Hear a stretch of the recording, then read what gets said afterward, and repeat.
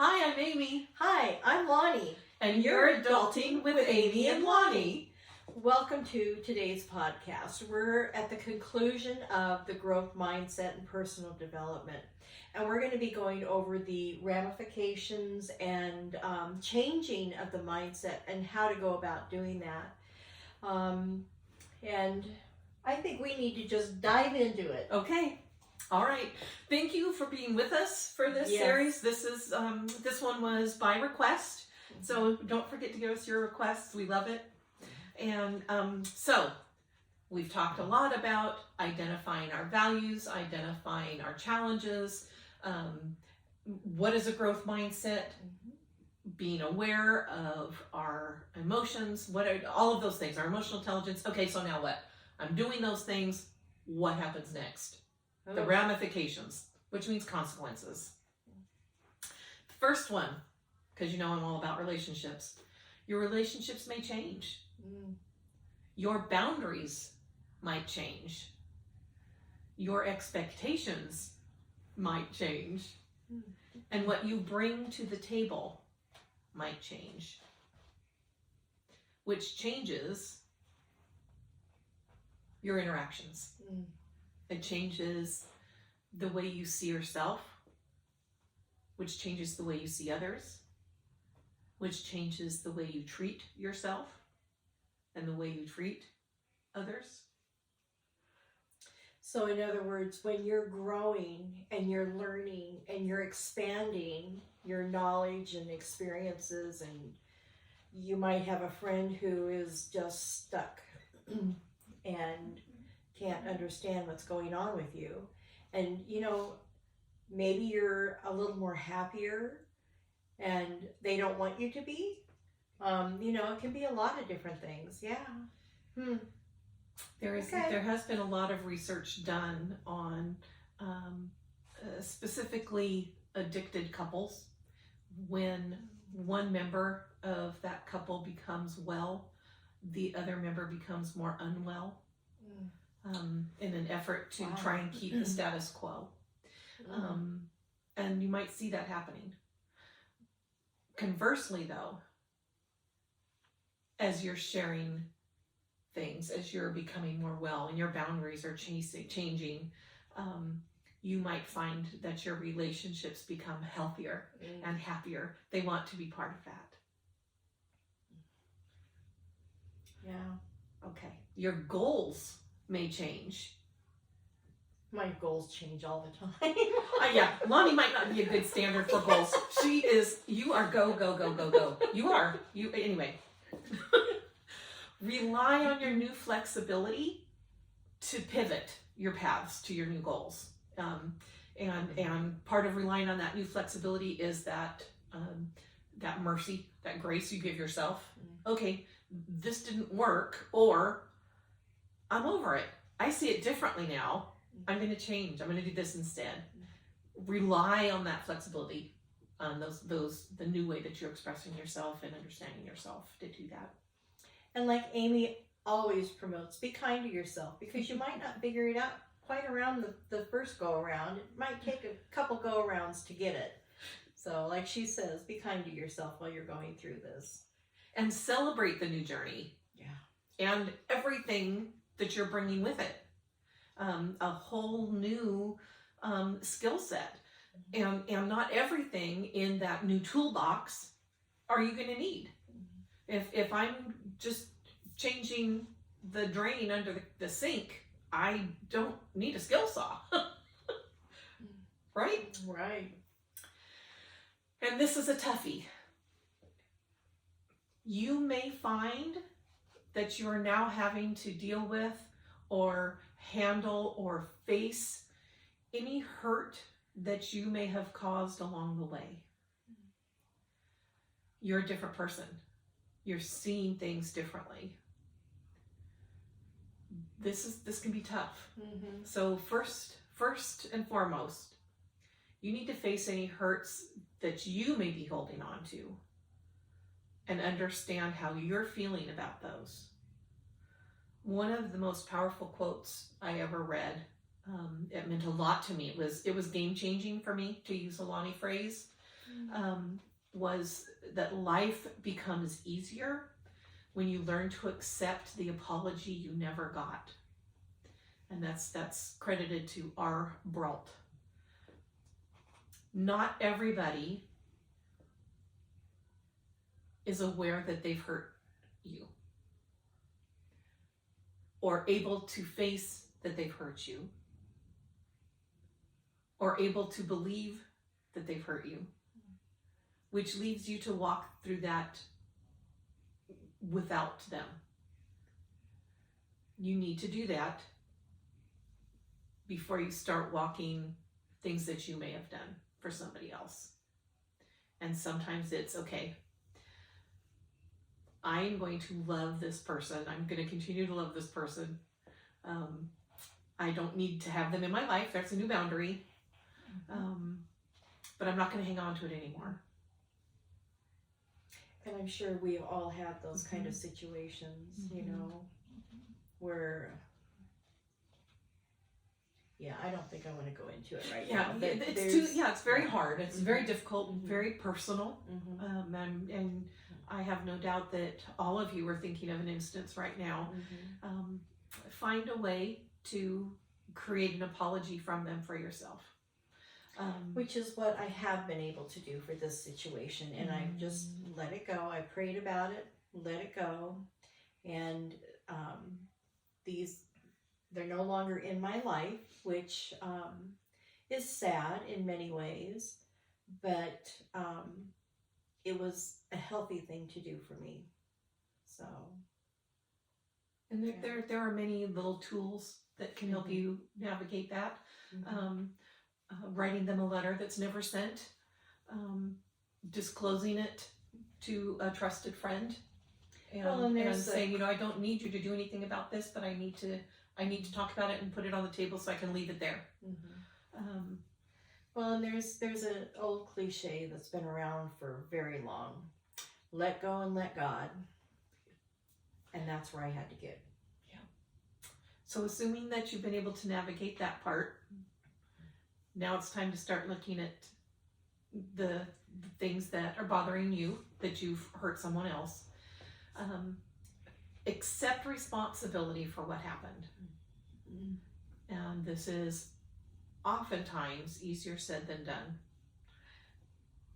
Sometimes it's enough to just say, I'm very sorry that this happened. Just to be the first person to say it and break the ice, and you can work through it from there. But sometimes it's deeper than that.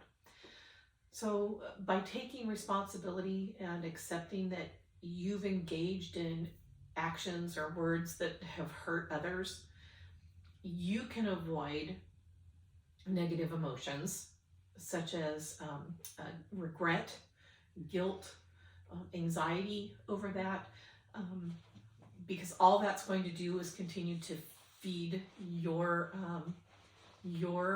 negative feelings about the situation, which are going to stand in the way of your ability to handle the situation. I was going to say that negatively affect you personally. Exactly. Yeah, exactly. It's really just another way of continuing to hurt the other person, without you meaning to do that. Facing your part is absolutely the most difficult step. It won't go unnoticed by them, that you're not hiding behind excuses, but it's difficult. You're putting yourself absolutely transparently vulnerable in someone else's hands. It's not an easy thing to do. As Lonnie said, I always end up here, treat yourself with kindness and compassion. Absolutely be as kind to yourself as you are with others. Understand that making mistakes that you feel guilty about does not make you a bad person. It does not undermine your value. Being able to bring an apology to the table makes you the stronger person, a brave person, an incredibly well and healthy person. You know, I was just thinking about a situation that happened, I don't know, maybe 40 years ago or so. And I was involved in a fundraising event, and it was a fashion show. And there were these young boys, and they were young boys, that were being unruly, and it had been going on for a while. And nobody was doing anything about it. You'd hear everybody complaining. Well, I took it into my own hands to do something about it, and what I did was absolutely wrong. I scolded them in a way that upset them, which was not the right thing to do at that time. It was really inappropriate. And I don't even remember who the young boys are at this point. And if I did, I think I would go back and talk to them. And I was at a horrible place in my life as well. But I've been able to pray about it and let it go and just ask the Lord to, you know, if there's bad memories or if I caused any, you know, personal harm or emotional harm, that He would heal it, because I can't. I don't remember who these young boys were. I mean, it was just so long ago. Anyhow, so I've been able to basically let that go through prayer, but it has stuck with me still, because I remember the event. So, but I don't let it beat me down. I'm not at that anymore. I just keep praying that it will be erased from their mind or their memories, or, you know, I'll let the Lord take care of it, because He will know how to do it, since I don't. But anyhow, that's the one thing I can think of. Similarly, there was a person that I'm unable to apologize to, and I did write a letter knowing that it was going to go nowhere, but it was freeing in that I was able to, you know, put in writing my part, my responsibility, my regret, and so but again, making these mistakes does not affect your worth or your value, and in fact, stepping up to them increases it. Yeah, and it's all part of the journey of, you know, learning how to forgive, how to apologize, how to accept apology. You know, it's and there's so many layers to all of these things that we're talking about. But see, we started by acknowledging our part, do them as appropriate and safe. You know, that also take your safety into account, because sometimes there's occasions where something you would like to have done differently happen in an unsafe environment, and don't put yourself in an unsafe space to take care of these things. Express remorse for your mistake. Find a way maybe to make amends, but definitely apologize, including apologizing to yourself internally. Use the actual words, and there's a psychological reason for this, but use the actual words, I'm sorry, or I apologize. They're powerful, they're finite. It's very much like when a professional needs to tell us that we've lost a loved one, they have to say the words, I'm sorry, we did our best, but she's dead. Because there's no room for misinterpreting, I'm sorry. But if I can add to that, and you can, you know, with your knowledge, expand or correct me on this, but those words can be shallow too. Absolutely. We're so not talking about with that. These, with these words, there is typically an action that comes along with it if it is sincere. Which is where we go, actually, and that is to ask, again, directly saying, is there anything I can do to make this better between us. Okay. So it's exactly what you're saying. You know, Yeah. back it up. Because, you know, what is the expression, talk is cheap? And it could be, you know, we've all seen the little girl and the you know, the brother and sister that are fighting, and you say you're sorry to your brother right now, and you hug him. Sorry. You know, we're talking about adult communication here, and then that effort. Well, and I had somebody who many times said, I'm sorry, I'm Oh. sorry, but there was no change in behavior. And that's when I had to draw the line. You know, so I worked with somebody who I had to express that to them because they said, you know, I keep apologizing. And I said, well, why do you have to keep apologizing? It's your actions shouldn't be recurring.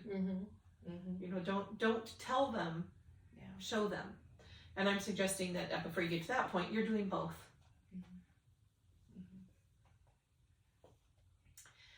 Now back to your growth in this. Look for ways to learn from that experience. Follow through with any promises you've made. You know, is there any way I can make it up to you, Lonnie, that I ambushed you by recording in Bubblegum Alley? Is there anything I can do to make that up to you, to make it better between us again? And Lonnie says, yeah, I do all the planning from here on where we film. And I say, okay. Well, then I now have the responsibility to not ambush her and say, ha ha, we're filming in the lion's den today. Follow through on those promises. And this is serious business, of course. And this is the toughie. This makes me emotional.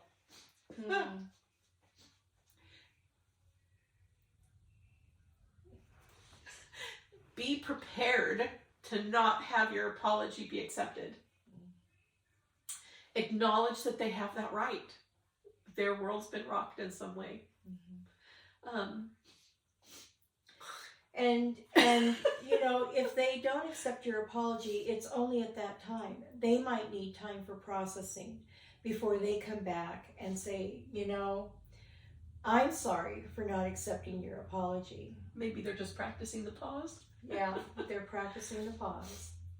And they're dealing with issues too, you know? Right. And we don't live in a perfect world. No, we don't, which is why we're here sharing different views and options on how to face things. But take pride and maybe even comfort in having reached out. You still did do that. Which just takes bravery. Yeah, yes. And trust yourself to do better in the future. You know, give yourself that mercy. And then focus on making better choices in the future. Yeah. I need a minute, Lonnie. This is yours. I understand. So growth mindset, personal development, and lifelong learning are skills that you develop. They're not something that you're born with. And you may have to go through difficult struggles, and there are very few people that can actually watch an individual and learn from them. The majority of us have to learn the hard way, the school of hard knocks. You hear it over and over again, and you know, I'm a student of that, still am, but you know, keep mental stimulation going. You know, you want to keep growing mentally in whatever that means in your world. You want to take care of your well-being, take care of yourself. You know, Amy's always saying, take care of yourself. Be kind to yourself when you're in a difficult situation. You know, that pause really is valuable in so many ways, and it helps with part of your well-being. Your self-value and self-esteem, you know, as you go through some of these steps and you come out the other side, it begins to build your self-esteem and your feeling that you can handle most anything, because you are learning these skills and you are learning better ways to handle things. And you know, really helps develop your self-confidence, along with your self-value and your self-esteem.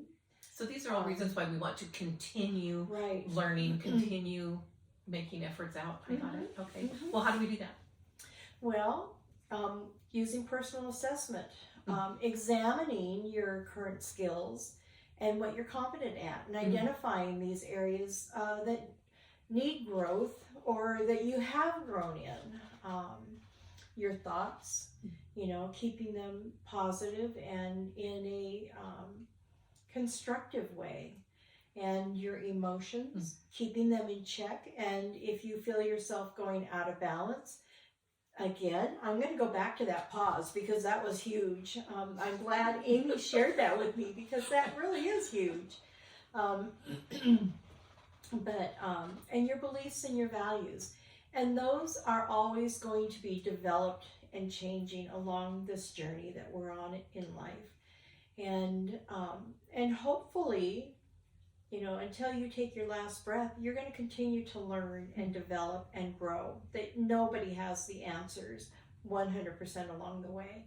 We do have tools that we learn from and, resources that Amy seeks out and studies, and there's tests and all kinds of things. But, it's just part of the growing process. Things that can help you through this are, if you take community courses, go to the college. They have some great self-improvement things. There's hobbies that you can get involved with and get around people with like mind that will help you also grow and develop. Advocacy groups, you know more about that. Oh, pick a topic. Everybody, thankfully, there's lots of advocacy opportunities. Get health, politics, all kinds, just social justice. Yeah.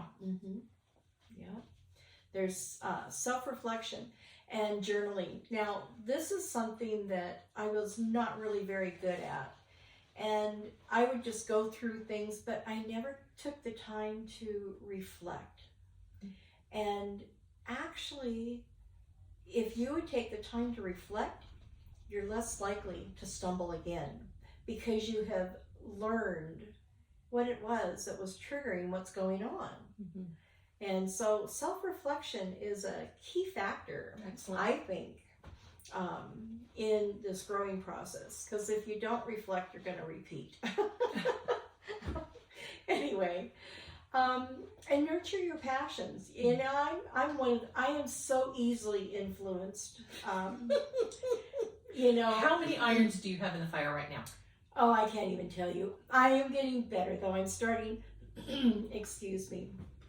How many little side hustles do you have going on right now? Oh, well, what I'll tell you.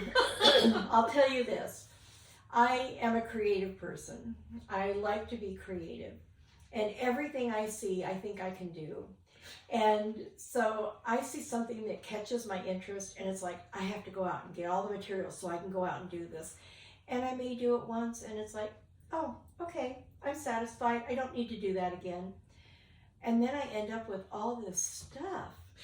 And it's like, I told my daughter, I said, I am going to cut down my crafts and my hobbies, my art, down to about 3 or 4 items.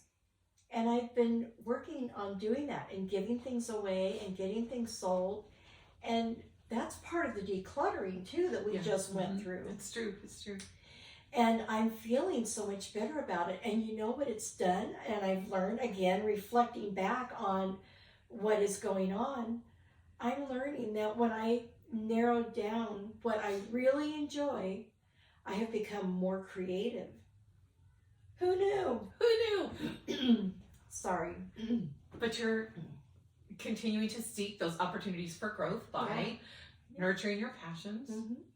There's also stay informed, know what's going on around you in ways that feel safe for you. And I say that intentionally.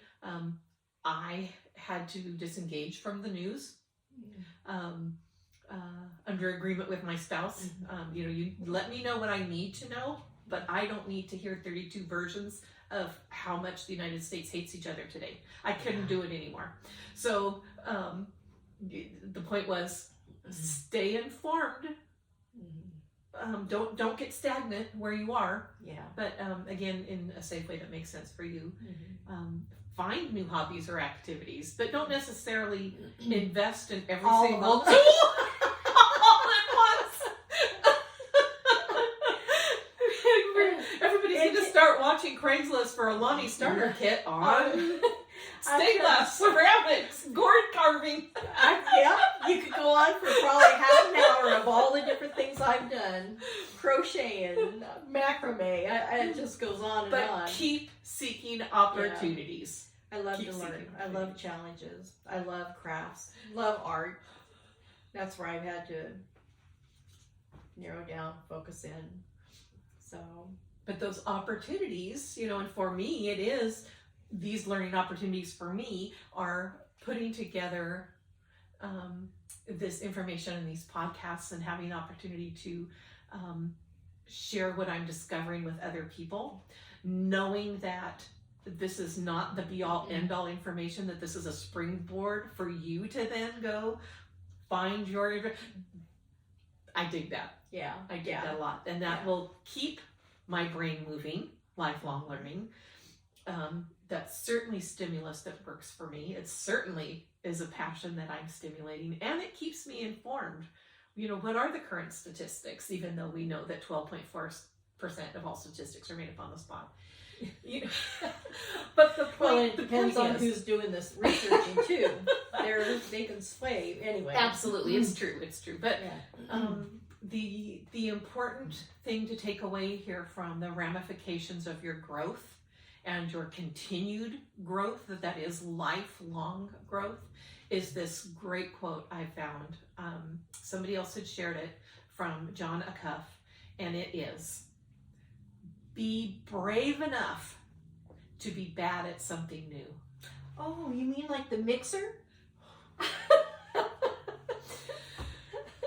Be brave enough to be bad at something new. So that's your call to action. There you go. That's your call to action. Okay? I love that ending.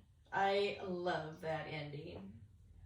Anyway, so that concludes this whole series on growth mindset. We hope that you guys have gotten a lot of value from what we've shared. And, thank you to Amy who's done all this research. And to Lonnie for sharing all of her wisdom. Well. And for you guys for listening, because we know you've got a lot to share too. Yes. And we'd love to hear it. Yes, we would. So, this is where we're going to end it. You have a fabulous week. Be well. Bye.